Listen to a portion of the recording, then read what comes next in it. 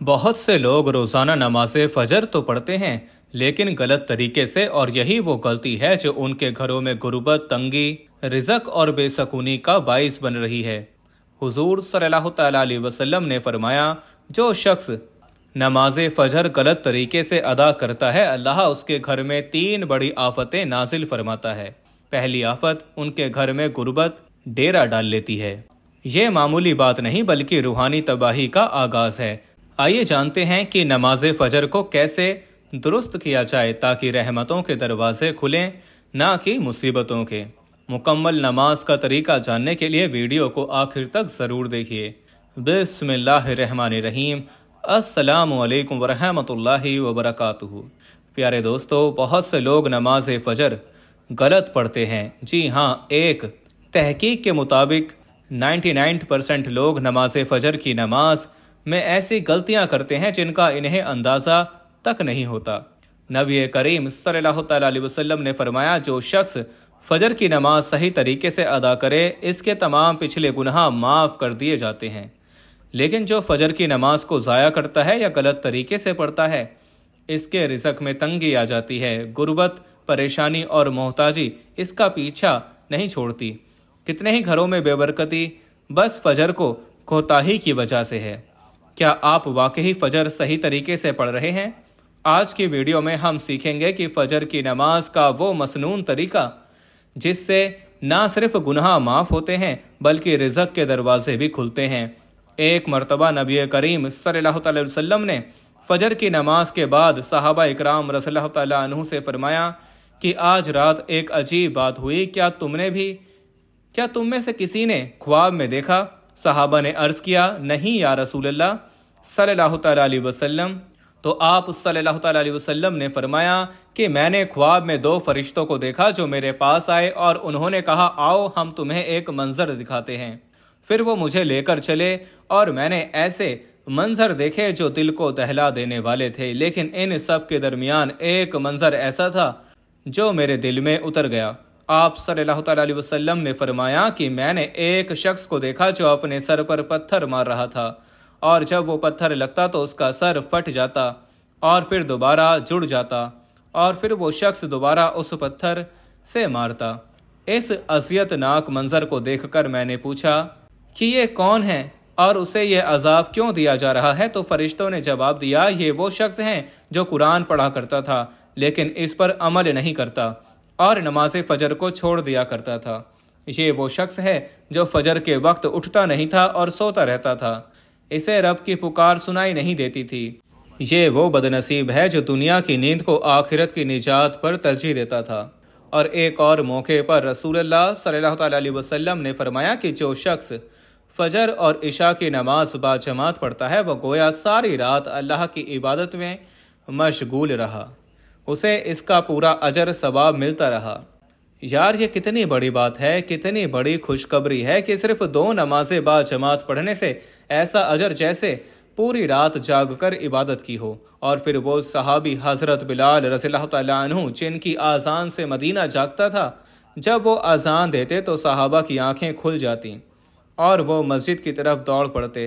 حضرت بلال فجر کے وقت اذان دیتے تو رسول اللہ صلی اللہ تعالیٰ علیہ وسلم کا چہرہ انور چمکنے لگتا، خوشی سے پر نور ہو جاتا، کیونکہ وہ جانتے تھے کہ اب میری امت اٹھیں گے، اب وہ رب کے دربار میں حاضر ہوں گے۔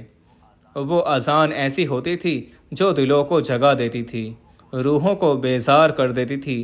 اور ایک دفعہ ایک نوجوان صحابی مسجد میں فجر کے لیے نہ آیا۔ حضور صلی اللہ تعالیٰ علیہ وسلم نے اس کی غیر موجودگی کو محسوس کیا اور نماز کے بعد صحابہ سے پوچھا، فلاں کہاں ہیں؟ صحابہ نے عرض کیا، یا رسول اللہ، وہ بیمار ہے اور کمزور ہے۔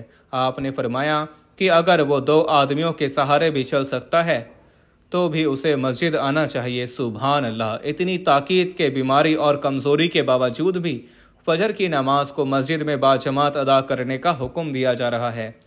نماز فجر دین اسلام کا وہ روشن آغاز ہے جو بندے کے دن کو نور سے بھر دیتا ہے۔ یہ وہ لمحہ ہے جب ساری دنیا نیند کی آغوش میں ہوتی ہے اور ایک مومن رب کے سامنے کھڑا ہوتا ہے۔ یہ وہ لمحہ ہے جب آسمان کے دروازے کھول دیے جاتے ہیں، رحمتوں کا نزول ہوتا ہے اور اللہ खुद अपने बंदों पर नजर रहमत फरमाता है। रसूलुल्लाह सल्लल्लाहु अलैहि वसल्लम ने फरमाया कि तुम्हारे पास रात और दिन के फरिश्ते आते हैं और वो फजर और असर की नमाजों पर जमा होते हैं। फिर वो फरिश्ते जिन्होंने रात तुम्हारे साथ गुजारी थी ऊपर चले जाते हैं। अल्लाह ताला इनसे पूछता है, हालांकि वो खुद सब कुछ जानता है, कि तुमने मेरे बंदे को किस हाल में छोड़ा। वो कहते हैं कि हम इन्हें नमाज पढ़ते हुए छोड़ कर आए और नमाज पढ़ते हुए पाया। वो लोगों जो फजर के वक्त नींद में डूबे रहते हैं, तुम्हारी नींद तुम्हें क्या दे सकती है? तुम क्या चीज़ पा लेते हो जब तुम फजर की नमाज छोड़ देते हो? तुम इस लम्हे को खो देते हो जब रब ताला खुद अपने बंदों के करीब आता है, जब इसकी रहमत हर सो फैलती है और जब फरिश्ते तुम्हारे अमाल लेकर इसके हुजूर पेश होते हैं। फजर की नमाज का सही तरीका सीखना हर मुसलमान पर फ़र्ज है, क्योंकि यही वो नमाज है जिससे दिन की शुरुआत होती है। यही वो नमाज है जिससे बंदा अपने रब के सामने हाजिर होकर गोया ये कहता है कि या अल्लाह, मैंने सारी रात सोकर गुजार दी, लेकिन अब मैं हाजिर हूँ ताकि तेरा हुक्म बजा लाऊं। नमाज फजर की 2 रकातें सुन्नतें ऐसी हैं जिनके बारे में रसूलुल्लाह सल्लल्लाहु अलैहि वसल्लम ने फरमाया कि इन 2 रकातों की फजीलत दुनिया और दुनिया में जो कुछ है उन सब से बेहतर है। इन 2 रकातों की हिफाजत नबी करीम सल्लल्लाहु अलैहि वसल्लम खुद भी फरमाते और दूसरों को भी तलकीन फरमाते, हत्ता के सफ़र में भी इन्हें तर्क ना फरमाते। नमाज फजर नमाज की नियत यूं की जाती है कि दिल में ये इरादा हो कि मैं अल्लाह के लिए 2 रकात नमाज फ़र्ज अदा करता हूँ। नमाज का आगाज़ तकबीर तहरीमा से होता है, यानी अल्लाहु अकबर कहकर दोनों हाथ कंधों पे या कानों तक उठाकर सीने पर बांध लिए जाते हैं। फिर सना यानी सुबहानक अल्लाहुम्मा व बिहम्दिका पढ़ी जाती है। इसके बाद सूरह फातिहा पढ़ी जाती है जो हर रकात में फ़र्ज है। इसके बाद कोई और सूरत या कम से कम 3 आयत कुरान मजीद से पढ़ी जाती हैं और फिर रुकू किया जाता है। सुबहान रब्बी अल-अज़ीम कहा जाता है कम से कम 3 मरतबा। फिर क़याम किया जाता है, समी अल्लाहु लिमन हमीदा रब्बना वलकल हम्द कहा जाता है। फिर सजदे में जाया जाता है और सुबहान रब्बी अल-आला कहा जाता है।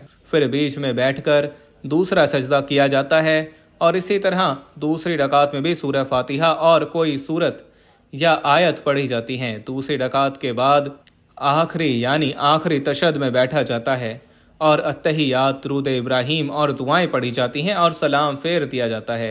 नमाज मुकम्मल हो जाती है। याद रखो कि नमाज फजर के लिए बर वक्त उठना एक जिहाद से कम नहीं, लेकिन जो लोग इस जिहाद में कामयाब हो जाते हैं वो अल्लाह के महबूब बंदे बन जाते हैं।